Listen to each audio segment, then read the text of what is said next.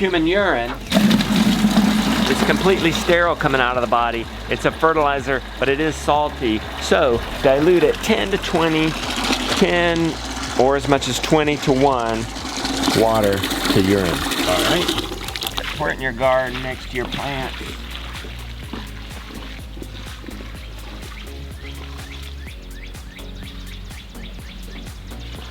You might not want to pour it on lettuce you're gonna eat soon, or strawberries or something like that. You might not want to pour it on something directly that you're gonna eat soon, because, well, that's just gross. If you need food quick, plant stuff like spinach, kale, and lettuce. In less than a week, that's what they look like. In just 4 weeks, they look like this. That'll easily be edible size in just a few weeks. A quick release, affectionately called the world's best quick release, it may very well be. Easy to get nozzles on and off. So I just want to use this as a watering hose, fill up a bucket, I could do so. If I want to put on my next feature here, my next hack, a fog it nozzle. If I want to spray down delicate plants and seeds without washing the soil or the seeds away, this is the ticket.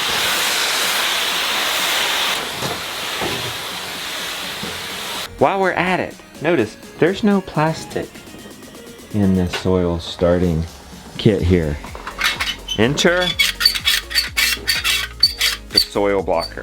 We use the 2-inch soil blocker, just regular Coco Loco potting soil. Fill that thing up nice and tight. Custom built wooden tray. No plastic involved. Notice how we plant our seeds right on top. Why? Oxygen. Look, they are on top. You don't have to cover them with soil. They get the air and they start sprouting. I wish you guys could smell in here. This non-toxic yet rot resistant wood is cedar. It's a little bit more expensive, but it lasts a very long time, and you don't have to use toxic filled stuff like pressure treated lumber. Plus, it smells really nice and fresh. We had to vent this greenhouse. These are vents, but I don't have to open them. This opens them. As this warms up, it's solarized. It automatically springs and opens these windows. It's a cool day today, but that will automatically be opened as it warms up. A chicken tractor with 3 chickens inside. This chicken tractor is the size of a garden bed, 40-inch by 8 foot. They naturally scratch, which means they're tilling. Which means they're fertilizing.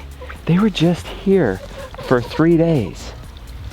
What if they were here for 2 weeks? They would totally till and prep it for you while your seeds are in the greenhouse growing. Your plants are growing. Enter the broad fork. Ride this thing back and forth till it gets all the way down into the ground. Pull it down till you get about to your waist. This is new ground. It's never had this done before. It's a little more difficult. What's happening here is we're not turning it, so we're not damaging, but we're aerating and oxygenating it. Water and air will be able to get down in there.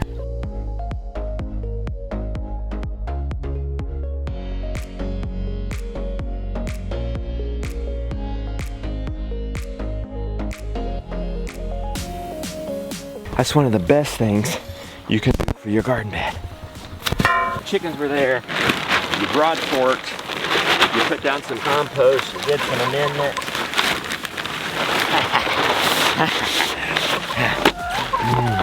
There's still some grass there. You can't plant a garden in grass, so what do? You put down compost, put down your weed barrier, non-toxic.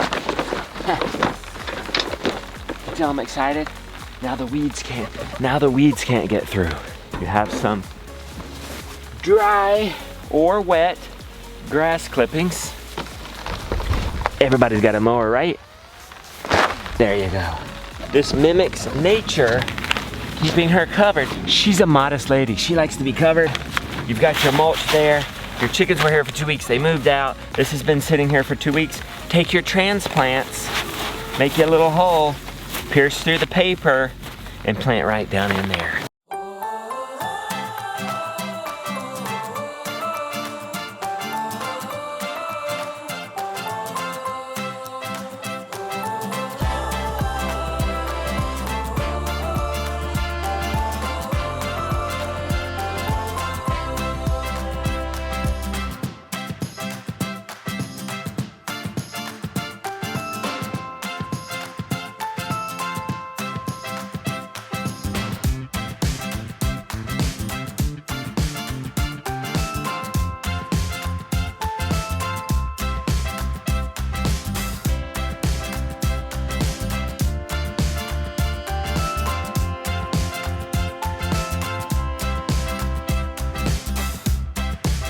For bigger gardens, silage tarp. The chickens were in here, then we shaped our rows, then we put a silage tarp on it. Looks like this underneath.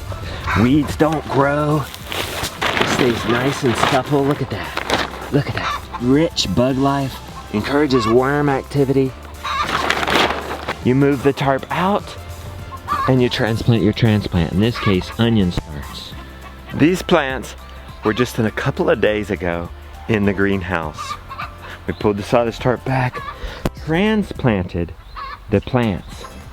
When you transplant, you still have your ground covered, you pull the ground cover off, you transplant, and these guys are 4 weeks ahead of the weeds. I love cabbages. I will kiss a cabbage. But cabbages are highly susceptible to bug attack. So what do? This is natural. This is easy. This is a cover. And now those bugs can't get in there. Rain can easily get in there, and we protect our precious cabbages. Now, here's how I'm using some of those hacks in a real life instant chicken garden miracle. These guys have been growing in a nursery for 3-ish weeks, say. That last week, you want to start bringing them out. So bring them out maybe for a couple of hours. And we plant all our spring crops at once, all our summer crops at once, so we're only having to do this back and forth, hardening off. We're not doing it all the time, because it could be, it could be a lot if you're taking trays out like this every single day. And you're running out to get them back in if it starts to rain or something. If it's a light rain, it's good, because it won't tear up your blocks, or if your crops are pretty established like this, it'd have to be a pretty big rain to tear up your crops. But put them out for a couple hours the first day, half day the next, 3/4 of a day, full day, and you should be good. And you can actually, why do they call it hardening off? Your plants are actually start feeling tough. They've been resisting wind, they've been getting direct sunlight. Let's make it all make sense. Step number 1, place 3 chickens in place where you want to garden. So they'll be in here working. You've seen our setup. Some considerations. We should probably at least be the drip line away from a tree so we're not in direct shade. South sun, you want to consider that. You want to be able to get some sun. You wouldn't want a big old tree right there. We got it out of our path. We got it out of our way of our garden. As flat as you can, close to the house as you can. Those are some good ideas for placing your garden bed. At the same time that you put chickens on your garden bed, start your seeds. For step number 2, let's go ahead and move these guys because I want to demo moving them anyway. After 2 weeks, you would move them. Them poops in their water. Guys, come on. You could move it to another garden bed like what I'm gonna do. Move it all the way over. I'm gonna leave a foot for a path. So there you go. That's all you got to do to move it. You would put your waterer back in there, and this is what they've done in just 3 days. If you don't want them to build a garden, just start moving your chickens around every 1, 2, 3 days. Move them around your yard, and by the time this comes back up, they didn't till too much there. You could come back in here. So you could just move this around in a loop and come back here by the time all this stuff is recovered. And just look how much they like the new stuff. Now what do? We broad fork if you have it.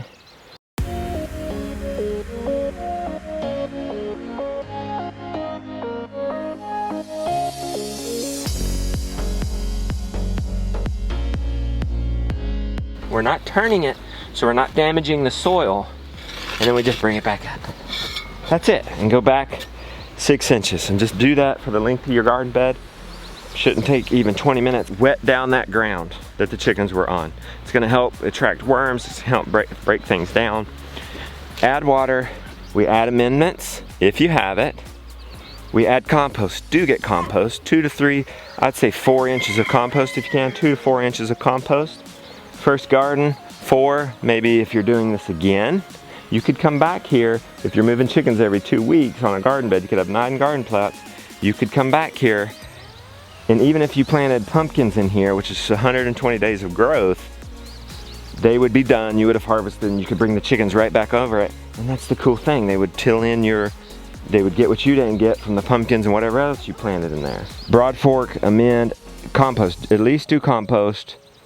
Definitely do weed barrier, okay? Cardboard if you have to in a pinch. And then grass clippings. Yeah, so as Jonah's mowed all these grass clippings, he could come with a rake and grab all that and put it on his garden bed. It's a little easier with a mower if you've got it. There's so much grass clippings. A mower with a mulch blade will shred it up even finer, but this will work.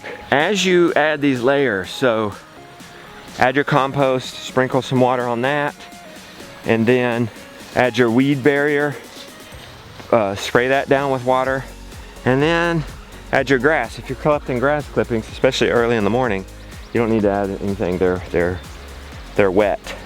And put about 4 to 8 inches of grass clippings on top of that and leave that for 2 weeks. The chickens were there for 2 weeks, and then you've covered it for 2 weeks while your seed starts have been growing in their nursery. By the time you've reached 4 weeks, this has broken down a lot from the mulch.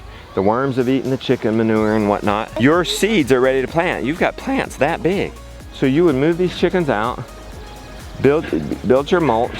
It's sitting there.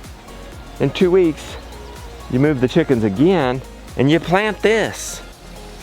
Guys, from the time you put the chickens on here and started your seeds, if you're growing cold hardy, spring, fast growing crops like lettuce and spinach and kale, you've got food in 60 days. Step 1 is setting your chickens down, starting your seeds. Step 2 is in 2 weeks, you're moving them out, you're prepping your garden bed. Step 3 is transplanting at the 4-week mark, bringing out seeds to plant. The next step would be then to maintain it. You don't have to do much to maintain it in the mulch system, or to plant into the system.